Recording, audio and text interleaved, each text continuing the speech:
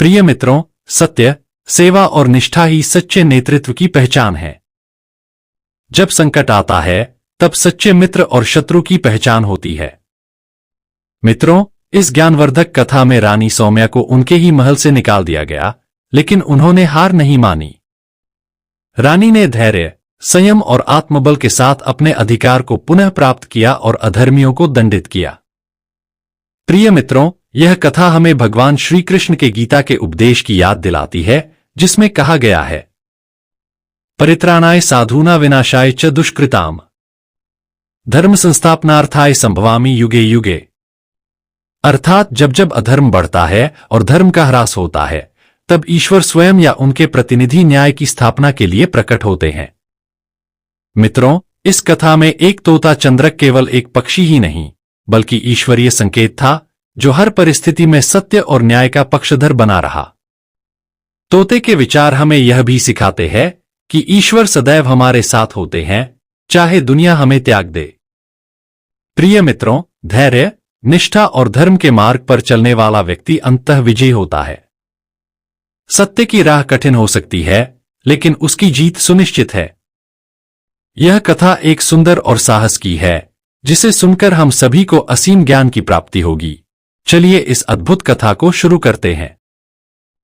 प्रिय मित्रों, प्राचीन काल की बात है। विजयगढ़ नामक एक विशाल और समृद्ध राज्य था, जहां के राजा विक्रांत सेन अपनी वीरता और न्यायप्रियता के लिए प्रसिद्ध थे। उनकी रानी सौम्या न केवल असीम सौंदर्य की धनी थीं, बल्कि अत्यंत बुद्धिमान और दयालु भी थीं। राजमहल में एक सुंदर हरा तोता था, जिसका नाम चंद्रक था। राजा इसे अत्यधिक प्रेम करते थे। चंद्रक केवल एक साधारण पक्षी नहीं था, बल्कि वह बहुत बुद्धिमान और बात करने में माहिर था। प्रिय मित्रों, वह तोता अक्सर राजा और रानी के साथ बैठकर बातें करता और अपनी मीठी आवाज से सबका मन मोह लेता। लेकिन नियति को कुछ और ही मंजूर था। एक दिन राज्य पर शत्रुओं ने आक्रमण कर दिया। राजा विक्रांत सेन युद्ध के मैदान में वीर गति को प्राप्त हो गए। राजा के निधन के बाद जैसे ही यह समाचार महल पहुंचा, वहां का माहौल शोकमय हो गया। प्रिय मित्रों, रानी सौम्या पर दुखों का पहाड़ टूट पड़ा। लेकिन इससे भी बड़ा आघात तब लगा, जब राज्यसभा के कुछ षड्यंत्रकारी मंत्रियों ने सत्ता हथियाने के लिए रानी को महल से निकालने की योजना बनाई। राज दरबार में एक मंत्री ने घोषणा की और कहा, अब राजा नहीं रहे और विधवा रानी को राजगद्दी पर बैठाना अशुभ होगा। राज्य को एक नए शासक की आवश्यकता है। मित्रों, राजमहल में पहले जो रानी की प्रशंसा करते नहीं थकते थे, वे अब उसे अशुभ मानने लगे। एक समय जो मंत्री उनकी राय का सम्मान करते थे, वही अब उनकी उपेक्षा कर रहे थे। रानी को महल से निकाल दिया गया। वह अकेली, निराश और असहाय थी। लेकिन एक प्राणी था जिसने रानी का साथ नहीं छोड़ा, चंद्रक, वह हरा तोता। रानी जब महल छोड़कर जंगल की ओर बढ़ी, तो चंद्रक भी उनके साथ उड़ता गया। मित्रों, रानी ने उदास होकर कहा, चंद्रक, तुम भी महल में रह सकते थे। अब मैं कुछ नहीं हूं, न मेरा कोई घर है, न कोई पहचान। तोता अपनी चहकती आवाज में बोला, महारानी, मैं महल में रह सकता था, लेकिन मेरी आत्मा आपके साथ है। जब पूरी दुनिया आपको छोड़ गई, तब मैं कैसे आपको छोड़ सकता हूं? रानी की आंखों में आंसू आ गए। अब वे दोनों जंगल में भटक रहे थे। वहां का जीवन कठिन था। कभी कभी रानी को भूखा ही सोना पड़ता। प्रिय मित्रों, लेकिन चंद्रक अपने छोटे छोटे प्रयासों से उनका साथ देता। वह कभी किसी पेड़ से फल तोड़ लाता, तो कभी अपनी चहचहाहट से उनका मन बहलाता। मित्रों, एक दिन रानी और चंद्रक जंगल में भटकते हुए एक साधु की कुटिया पर पहुंचे। वह एक तेजस्वी महात्मा थे, जिनका नाम ऋषि वेदांत था। उन्होंने रानी को देखा और कहा, पुत्री, तुम्हारा भविष्य अत्यंत उज्जवल है, लेकिन इसके लिए तुम्हें 3 कठिन परीक्षाओं से गुजरना होगा। रानी ने बिना झिझक कहा, मैं तैयार हूं। तोता चंद्रक भी फड़फड़ाया और चहकते हुए बोला, गुरुदेव, क्या मैं भी महारानी के साथ परीक्षाएं दे सकता हूं? साधु मुस्कुराए और बोले, हाँ, लेकिन ध्यान रखना, इन परीक्षाओं में हृदय, बलिदान और आत्मविश्वास की कसौटी होगी। प्रिय मित्रों, पहली परीक्षा। ऋषि वेदांत ने कहा, रानी, तुम्हें आज रात अकेले इस अंधकारमय जंगल में रहना होगा। यहां भयंकर जंगली जानवर हैं, लेकिन यदि तुम अपने भय पर विजय पालोगी तो तुम इस परीक्षा को उत्तीर्ण कर जाओगी। रानी को भय लगा, लेकिन चंद्रक ने उन्हें हिम्मत दी। वह रानी के कंधे पर बैठकर बोला, महारानी, मैं आपके साथ हूं। यदि हम डर गए तो अंधेरा हमें निगल लेगा, लेकिन यदि हम अडिग रहे तो अंधेरा स्वयं समाप्त हो जाएगा। रानी ने गहरी सांस ली और आंखें बंद कर लीं। उन्होंने ध्यान करना शुरू किया और भय को अपने हृदय से निकाल दिया। रात भर जंगल की भयावह आवाजें गूंजती रहीं, लेकिन जब सूरज उगा तो रानी मुस्कुराई। उन्होंने पहली परीक्षा पार कर ली थी। मित्रों, दूसरी परीक्षा। ऋषि बोले, त्याग का अर्थ केवल धन संपत्ति छोड़ना नहीं, बल्कि हमें अपनी सबसे प्रिय वस्तु को छोड़ने की क्षमता होनी चाहिए। रानी सोचने लगी। उनके पास कुछ नहीं बचा था, लेकिन फिर उनका ध्यान चंद्रक पर गया।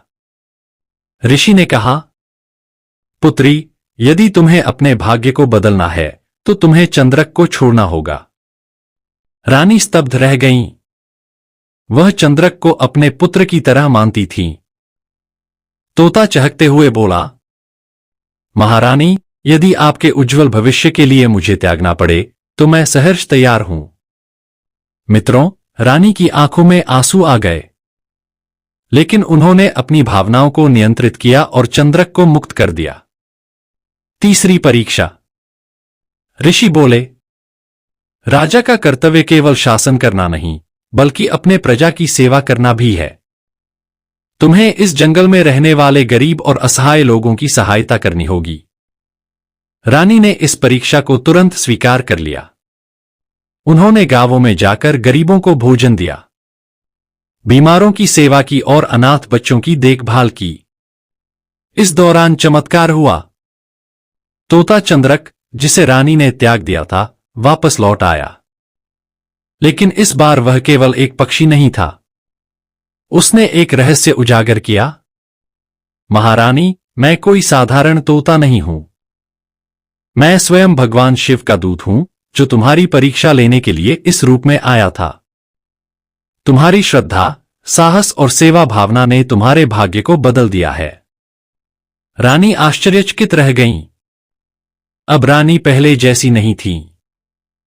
उनके भीतर आत्मबल जाग उठा था। वे वापस राज्य में लौटें। प्रिय मित्रों, जब रानी सौम्या ने अपने साहस, त्याग और सेवा के बल पर राज्य पर अपना अधिकार पुनः स्थापित कर लिया, तब उन्होंने सबसे पहले उन लोगों को दंड देने का निश्चय किया जिन्होंने न केवल उनके साथ विश्वासघात किया था, बल्कि राज्य की प्रजा के साथ भी छल किया था। दरबार में न्याय की घंटी बजाई गई। सभी नागरिक, दरबारी और सैनिक महल में उपस्थित हुए। रानी ने सिंहासन पर बैठते ही घोषणा की, आज हम उन लोगों को दंडित करेंगे जिन्होंने राज्य की रक्षा करने के बजाय अपनी स्वार्थी इच्छाओं को पूरा करने के लिए हमें और हमारी प्रजा को धोखा दिया। प्रिय मित्रों, मंत्री महाधन, जो कभी राजा विक्रांत सेन के सबसे विश्वस्त सलाहकारों में से एक था, राजा के निधन के बाद पूरी तरह बदल गया। उसने सत्ता पर नियंत्रण करने के लिए रानी को महल से बाहर करवा दिया था और गरीबों से अतिरिक्त कर वसूलने लगा था।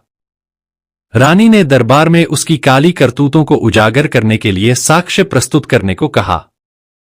तभी एक बुजुर्ग किसान सामने आया और बोला, महारानी, जब राजा जीवित थे तब हमें न्याय और सुरक्षा मिली थी, लेकिन राजा के जाने के बाद मंत्री महाधन ने कर बढ़ा दिए। हमारी फसलें हमसे छीन ली गईं और विरोध करने वालों को कोड़े मारे गए। इसके बाद एक सैनिक आगे आया और बोला, रानी साहिबा, राजा के निधन के बाद मंत्री महाधन ने सेना की नियुक्तियों में रिश्वतखोरी शुरू कर दी। योग्य सैनिकों को हटाकर अपने करीबी लोगों को ऊंचे पद दिए। रानी ने मंत्री की ओर देखा और कठोर स्वर में कहा, महाधन, क्या यह सच है? मंत्री महाधन डर गया। लेकिन उसने झूठ बोलने का प्रयास किया। महारानी, यह मेरे खिलाफ एक षड्यंत्र है। मैं हमेशा राज्य के हित में कार्य करता रहा हूं। लेकिन तभी तोता चंद्रक, जो रानी का विश्वासपात्र था, ऊंची आवाज में चहका, झूठ मत बोलो महाधन। मैंने स्वयं सुना था जब तुमने कहा था, अब यह राज्य मेरा है और मैं इसे अपने अनुसार चलाऊंगा। सभी लोग चकित रह गए। एक पक्षी कैसे सच्चाई उजागर कर सकता है? लेकिन चंद्रक साधारण तोता नहीं था, वह बुद्धिमान और रानी का संरक्षक था। अब महाधन के पास बचने का कोई रास्ता नहीं था। रानी ने घोषणा की, महाधन, तुमने न केवल हमें धोखा दिया, बल्कि प्रजा के साथ अन्याय भी किया। तुम्हें राज्यद्रोही घोषित किया जाता है। तुम्हें आजीवन कारावास की सजा दी जाती है और तुम्हारी सारी संपत्ति राज्य के कोष में जब्त कर गरीबों की भलाई में लगाई जाएगी। सभा में सभी ने रानी की जय जयकार की। मंत्री महाधन के साथ एक और व्यक्ति था जिसने रानी के खिलाफ षड्यंत्र रचा था, महल की एक सुंदर दासी मालिनी। मालिनी की सुंदरता की चर्चा पूरे महल में थी। प्रिय मित्रों, जब राजा जीवित थे तब वह एक साधारण दासी थी, लेकिन राजा की मृत्यु के बाद उसने मंत्री महाधन के साथ मिलकर अपनी स्थिति को ऊंचा करने की योजना बनाई। उसने रानी को महल से निकालने में मदद की और स्वयं मंत्री के पक्ष में काम करने लगी। मालिनी ने धन, आभूषण और विलासिता का जीवन पाने के लिए अपनी निष्ठा बेच दी थी। उसने दरबार में यह प्रचार किया कि एक विधवा रानी का शासन करना अपशकुन है। रानी ने उसे दरबार में बुलाया और पूछा, मालिनी, क्या तुम जानती हो कि नारी शक्ति क्या होती है? मालिनी ने सिर झुका लिया। रानी ने आगे कहा, तुम एक नारी होकर भी नारी के ही पतन का कारण बनी। तुमने सत्ता, धन और ऐश्वर्य के लिए नारीत्व का अपमान किया। तुम्हारी सजा यह होगी कि तुम अब इस महल में नहीं रहोगी, बल्कि गरीबों की सेवा करोगी। तुम्हें अपनी बाकी जिंदगी अनाथ बच्चों की देखभाल में बितानी होगी। मालिनी की आंखों में आंसू आ गए। उसे समझा गया कि उसने कितना बड़ा अपराध किया है। उसने हाथ जोड़कर रानी से क्षमा मांगी। प्रिय मित्रों, रानी ने दरबार में घोषणा की, यह राज्य अब अन्याय, भ्रष्टाचार और छलकपट को सहन नहीं करेगा।